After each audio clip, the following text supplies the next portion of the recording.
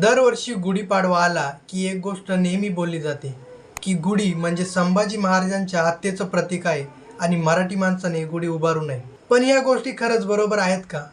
त्यामुळे काही गोष्टींचा इतिहास आणि संदर्भ तपासलं पाहिजे. संभाजी महाराजांची हत्या झाली तो दिवस होता 11 मार्च 1689. दुसऱ्या दिवशी शालिवंशक 1611 हा नवीन वर्ष सुरू होणार होता आणि तो दिवस होता गुढीपाडव्याचा. इथे दोन प्रश्न महत्त्वाचे आहेत. पहिला म्हणजे 1689 आधी गुढी उभारली जायची का? 1290 मध्ये ज्ञानेश्वर माऊलींनी नेवासे गावामध्ये ज्ञानेश्वरी लिहिली. त्याच्या 4थ्या अध्यायात माऊली लिहितात, सज्जनांकरवी गुढी सुखाची उभावी.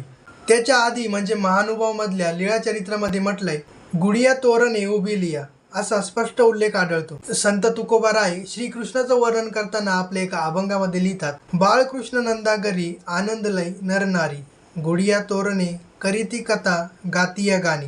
दुसऱ्या आपल्या अभंगामध्ये लिहितात, ब्रह्मानंदी लोक सकळ नाचती, गुढिया उभविती घरोघरी. त्याचप्रमाणे संत चोखामेळा आपल्या एका अभंगामध्ये लिहितात, टाळी वाजवावी गुढी उभारावी, वाटती चालावी पंढरीची. तसेच संत एकनाथांच्या भारुडांमध्ये सुद्धा असाच उल्लेख आढळतो. त्याचप्रमाणे संत परंपरेतून अजून काही उल्लेख आपल्याला मिळतात, जसे की हे.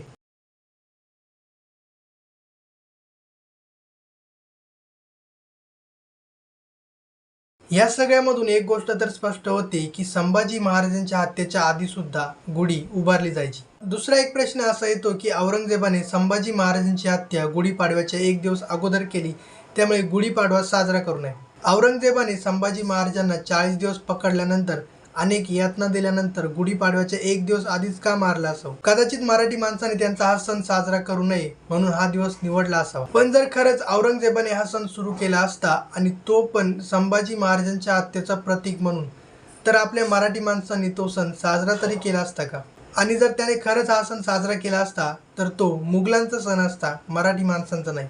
खरं तर संभाजी राजांच्या हत्येनंतर इथल्या गवताच्या पातीला सुद्धा तलवारीचं स्वरूप आलं होतं आणि त्यांचेच मावळे 350 वर्ष त्यांच्या हत्येचा दिवस साजरा करणार नाहीत. त्यामुळे कोणत्याही चुकीच्या गोष्टीवर विश्वास ठेवण्याआधी एकदा विचार नक्की करा.